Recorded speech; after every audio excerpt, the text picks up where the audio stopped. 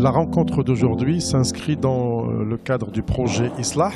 C'est un projet qui est subventionné par l'Union européenne, c'est un campus. Donc il y a 7 universités marocaines qui sont impliquées.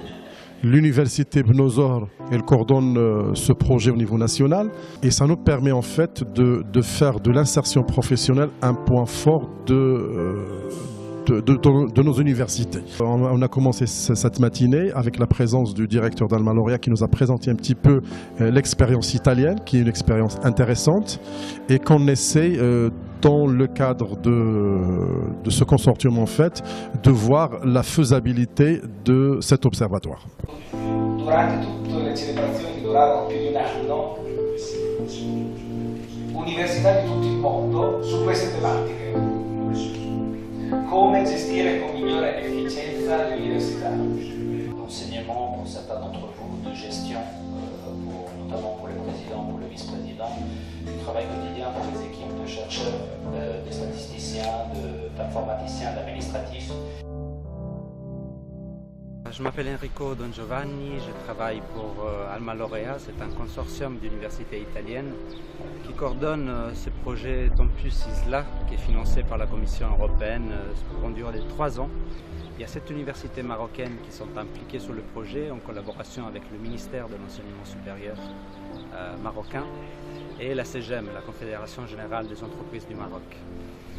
C'est un projet qui a beaucoup de potentiel. Il s'agit de suivre, de monitorer en fait le profil des diplômés, c'est-à-dire le capital humain formé chaque année par les universités et aussi l'insertion professionnelle de ces diplômés sur le marché de l'emploi. On a créé aussi une plateforme web dans laquelle on collecte les CV des diplômés marocains pour les mettre en relation avec les entreprises du territoire. Les entreprises ont la possibilité de rechercher le profil le plus adéquat à leurs exigences, de publier des offres de stage et d'emploi. Zil Fatima, la directrice régionale de l'ANAPEC Soussme Sadra. Et je trouve que ce projet-là, dans lequel on est invité aujourd'hui, est un projet très important, structurant pour nous, qui sommes censés améliorer l'employabilité des jeunes. Rachid Hilal, vice-président de l'Université Chouaib Toukali, chargé des affaires pédagogiques et académiques. Donc nous nous sommes réunis aujourd'hui à l'université Ibn Zohra à Agadir dans le cadre du programme Campus ISLAH qui vise des objectifs très importants et qui permet de mettre en place un outil très intéressant d'appui et d'aide à l'enseignement supérieur et à l'employabilité de lauréats. C'est une première dans les universités marocaines.